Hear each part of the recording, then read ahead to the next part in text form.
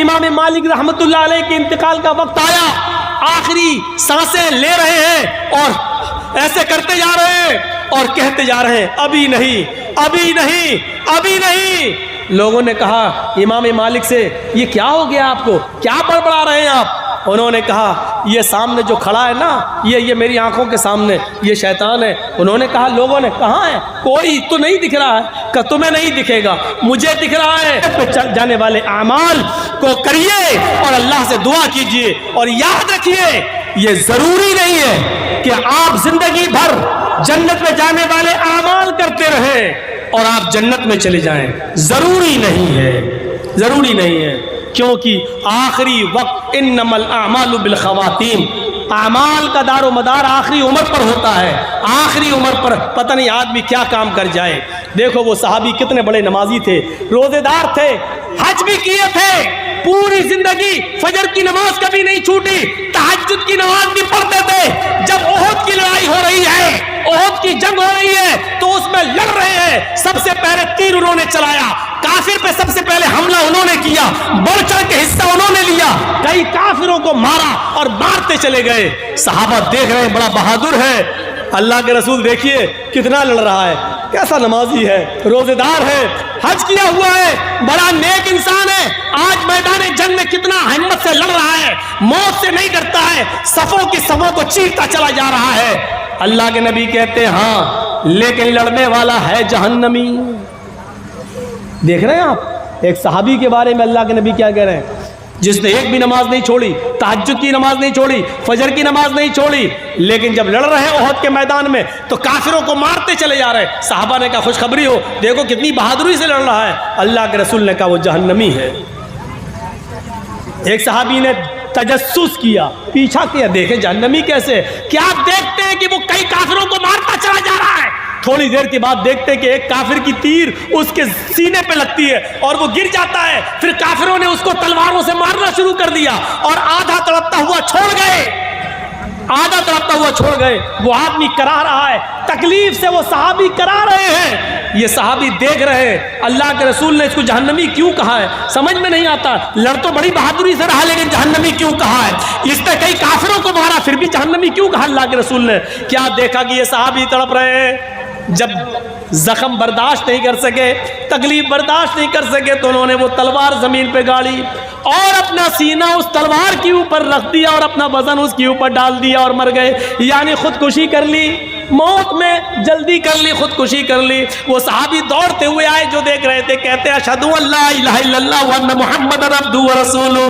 اللہ کے نبی نے کہا تم تو ویسے ہی مسلمان ہو، اسلام لا چکے ہو، پھر آج اچانک یہ کلمہ پڑھنے کی وجہ؟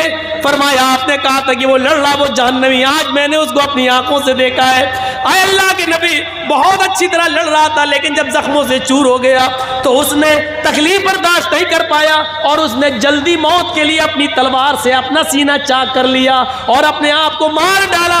اللہ کے نبی فرماتے ہیں کہ ایک آدمی زندگی بھر نیک عمل کرتا ہے، یہاں تک کہ اس کے اور اس کے جنت میں جانے میں ایک ہاتھ کی دوری رہ جاتی ہے، ایک بالشت کی دوری رہ جاتی ہے، لیکن یہیں سے اللہ اس کی نیت کو بدل دیتا ہے، اس کا دل کا ارادہ بدل دیتا ہے اور وہ آدمی پھر گناہ کے کام کر جاتا ہے، جہنم میں چلا جاتا ہے۔ دیکھیے یہ صحابی جنتی ہوتے ہوتے رہ گئے اور جہنم میں چلے گئے۔ میرے بھائیوں غور کرو، کیونکہ انہوں نے خودکشی کر لی۔ صبر کرتے، اس بیماری میں درد سے کرا رہے تھے اور دعا کرتے اللہ تو اگر زندگی بہتر سمجھتا تو زندگی دے اور اگر میرے لیے مرنا بہتر ہے تو مجھے موت دے دے۔ اگر یہ دعا کرتے اور تکلیف برداشت کرتے اور جلدی نہیں کرتے، تلوار سے اپنا سینہ چاک نہیں کرتے تو آج جنتی ہوتے، لیکن دیکھیے زندگی بھر نیک عمل کیا پھر بھی جہنم میں چلے گئے، آخری وقت میں غلط کام کر گئے۔ تو ضروری نہیں ہے، کوشش کریے کہ آخری وقت ہماری زبان سے لا الہ الا اللہ نکل جائے۔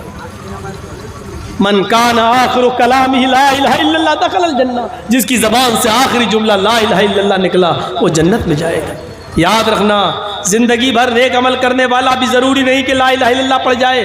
شیطان پانی کا پیالہ لیے کھڑا رہتا ہے، بہت نازک موڑ ہوتا ہے، اس موقع پر لا الہ الا اللہ پڑھنا بڑا مشکل ہوتا ہے۔ امام مالک رحمۃ اللہ علیہ کے انتقال کا وقت آیا، آخری سانسیں لے رہے ہیں اور ایسے کرتے جا رہے ہیں اور کہتے جا رہے ہیں ابھی نہیں، ابھی نہیں، ابھی نہیں۔ لوگوں نے کہا امام مالک سے یہ کیا ہو گیا آپ کو, کیا بڑبڑا رہے ہیں آپ؟ انہوں نے کہا یہ سامنے جو کھڑا ہے نا, یہ میری آنکھوں کے سامنے یہ شیطان ہے. انہوں نے کہا لوگوں نے کہاں ہے؟ کوئی تو نہیں دکھ رہا ہے. کہ تمہیں نہیں دکھے گا, مجھے دکھ رہا ہے, کیونکہ میری جاگنے کا عالم ہے, میرے مرنے کا وقت قریب ہے, اس لیے شیطان پانی کا پیالہ لے کر میرے سامنے کھڑا ہے, مجھ سے کہہ رہا ہے اے امام مالک زندگی بھر میں تمہارا پیچھا کرتا رہا لیکن زندگی میں کبھی تم نے کوئی گناہ کا کام موقع نہیں دیا. تم اللہ کے پاس بالکل ایمان کے ساتھ جا رہے ہو, پاک و صاف ہو کر جا رہے ہو, اللہ والے بن کر جا رہے ہو, اب تو خوش ہو. میں اس شیطان سے کہہ رہا ہوں ابھی نہیں, ابھی نہیں, ابھی نہیں, یعنی ابھی پاک و صاف نہیں ہو, کیونکہ تو میرا پیچھا کر رہا ہے. پتہ نہیں آخری وقت میں تو کون سا گناہ کروا جائے, آخری وقت میں تو مجھ سے کون سی غلط حرکت کروا جائے اور میں جنت کے بجائے جہنم کا شکار ہو جاؤں.